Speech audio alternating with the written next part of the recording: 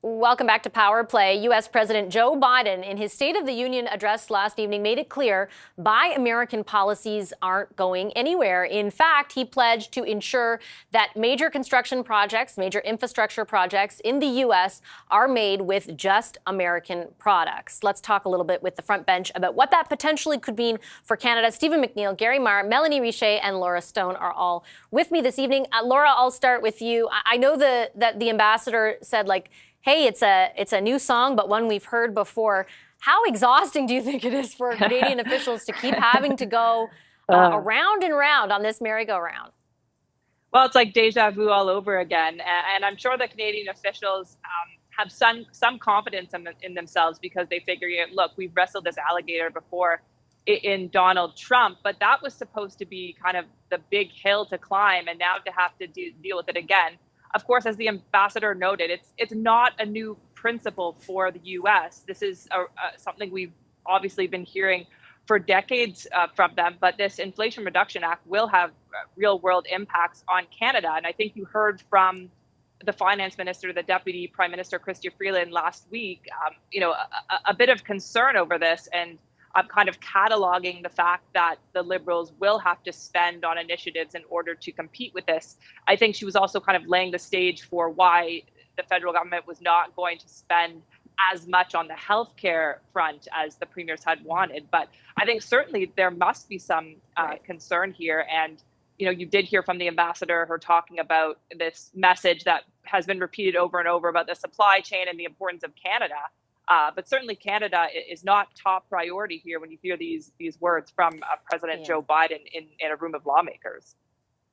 And Melanie, the IRA is one thing, and Buy American is another thing, right? Like another layer. What I found so interesting, and I put this to the ambassador too, is the degree to which all parts of the room last night erupted into applause, right? Even our traditional allies, when it comes to the notion of free trade or even the relationship between, like, everybody was clapping when Joe Biden said what he said. And we heard the minister today say, well, for 30 of those states, we're the biggest trade partner. And that didn't really seem reflected in the room yesterday.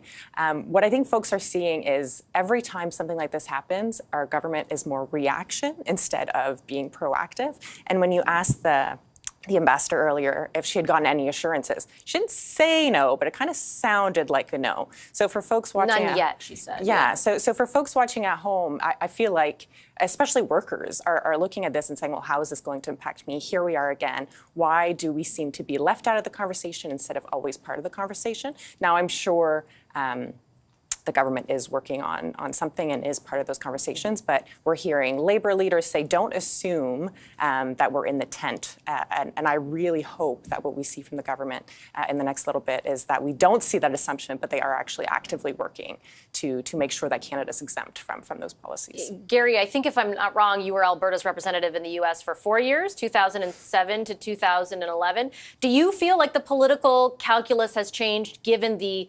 anti-trade rhetoric that has permeated through both Donald Trump's administration and now Joe Biden's?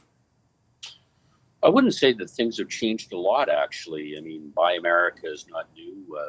Both presidential candidates in 2016 campaigned on some version of Buy America. And, I think it was really signaled in last year's bipartisan infrastructure bill that this was really going to be continued on. Now, so overall, if you were a Canadian listening, you'd have to say yesterday was a bad day. But note that the State of the Union address is really geared not to Canadian audiences, it's geared to American voters. And I think that's a really important point to make because there is still room for Canada to influence, how the regulations are written and how they're passed.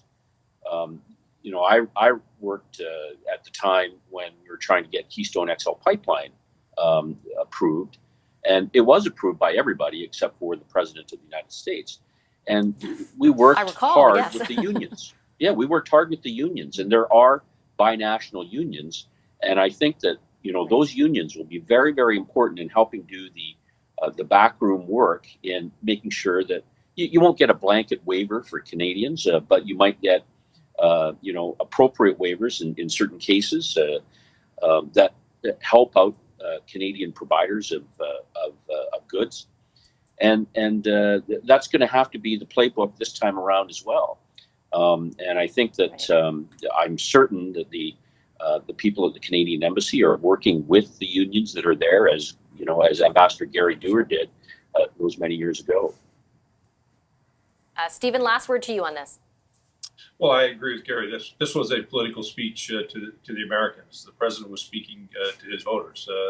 I'm sure if the prime minister gets up and says, "Buy Canadian," everyone would agree with that. The reality of it is our economies are in, whether it's on the energy market, a great amount of gypsum leaves this country every year to go build cheap rock for the construction industry in the United States. The list goes on.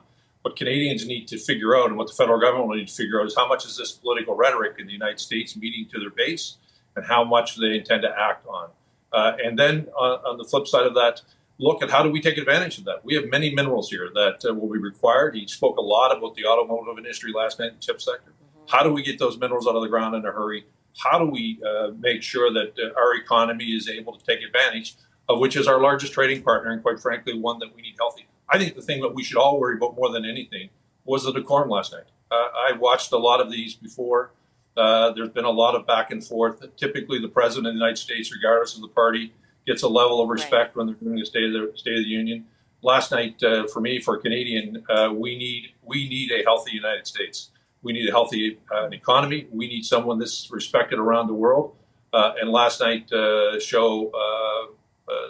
the behavior in the House actually was more demoralizing to me as a Canadian than anything that the president said.